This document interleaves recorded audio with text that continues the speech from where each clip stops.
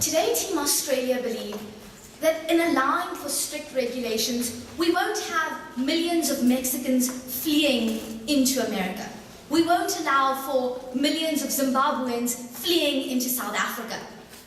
Oh wait, ladies and gentlemen, that already happens under the status quo they are purporting for. So what today's debate ultimately then comes down to is whether we can allow for the legitimization of what's going on, allow them to regulate it as Team South Africa is doing, ladies and gentlemen, and then allow for the benefits derived from those regulations, which is what Team South Africa's burden was in today's debate. A burden Team Australia has ignored and has chosen not to engage with. We challenge them in their Op3 to do just that. So today what I'm going to do is I'm going to look at the impact of the model in terms of the country these immigrants are moving to. I'm going to look at it in terms of the country they're moving from. And then, ladies and gentlemen, I'm going to effectively analyze what we think a government's responsibility truly is. Because we think Team Australia just has it wrong in today's debate. So when we look at the sort of impacts or the effects of our policy, what we would argue is we need to first look at the country these individuals are moving to. And what we believe under Team South Africa is that you already have people moving illegally into certain states. So we see that are already occurring. But what we think is the harms under the status quo, ladies and gentlemen, when we don't allow for free immigration, where we incentivize people moving in illegally, is we create for a series of harms. Firstly, we told you about this in terms of criminal activity. We showed you, ladies and gentlemen, that we incentivize the ordinary, desperate man to become a drug mule because he realizes the only way he's going to get into the American state is if he has the help of a gang. And ladies and gentlemen, the only way he gets money from that gang is if he sells drugs for that gang. Now, Emma decided in her speech to tell us that there was a clear distinction between drug mules and between individuals that were coming into the country, and she decided not to engage on the matter in this regard. I've shown you how the two are intrinsically linked. We challenge them to deal with that rebuttal, considering this fact, considering it was presented like this from my first speaker's matter. So what we would say, ladies and gentlemen, is that we delegitimize this incentive that currently exists under the status quo. The incentive for people to take to criminal activities, to take to bringing in drugs, etc. into a country, simply because that's the only way they're able to escape the circumstances within their home nation.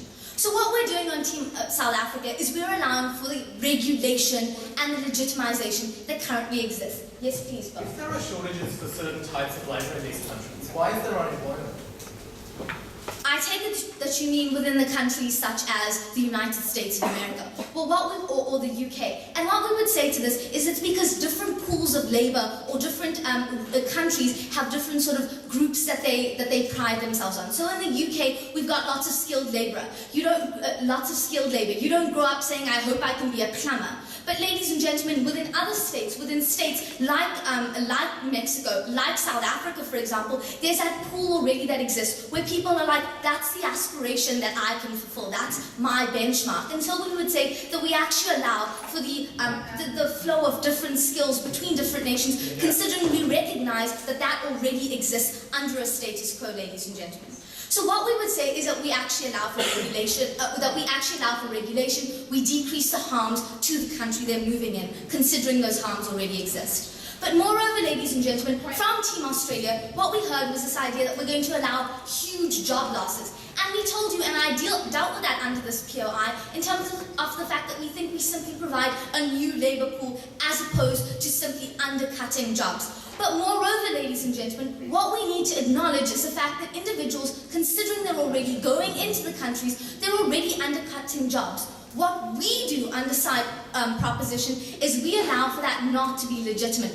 We don't force people to have to undercut or work below the minimum wage because they realize that they're entitled to rights within that country. They're entitled to recourse. They don't have to be exploited in order to remain because they're actually acknowledged by the state as existing, ladies and gentlemen. That's what Team South Africa is doing in today's debate. Then lastly, ladies and gentlemen, Emma brought up this point about social divisions. And what in essence she had to say about this point was that we decrease social divisions because now people aren't blaming people for coming into the country, but they're blaming the government. Ladies and gentlemen, we don't believe that that is true. What we think is that we allow for individuals to get some sort of recourse. We acknowledge, and Team Australia acknowledges, that there's already social divisions, there's already this not understanding of multiculturalism that exists within the states. It's why the people in the EU dislike the Romani. It's why the people in the EU dislike Islamists or Islamic individuals moving into the EU, ladies and gentlemen. All Team South Africa is doing is you don't have to move in illegally, therefore you get recourse if someone decides to beat you over the head or call you a paki or whatever.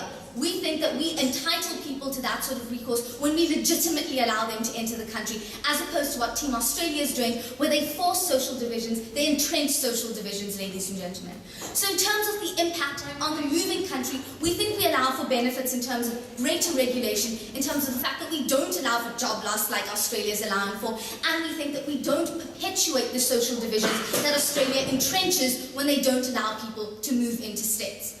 But then, ladies and gentlemen, let's look at the analysis in terms of the country they're moving from. And the largest piece of analysis we heard from the side of the House was looking at the idea of a brain drain or some sort of skills flight, where people move away to another country because they see that they can get some sort of benefits. And these are your most educated individuals, they would argue, like your doctors, etc.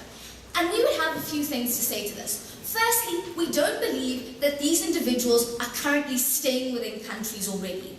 But secondly, even if they are, ladies and gentlemen, what we would argue is for a lot of them, they see some sort of cultural value, some sort of value to themselves to remain and serve their people because they're the only doctor in the Malawian hospital. They feel obliged to their individuals to stay. Moreover, ladies and gentlemen, they have some sort of advantage when they stay within this nation, when they stay within a nation where they realize that there are only 5 to 10 doctors. So we don't believe this massive skills flight is going to occur.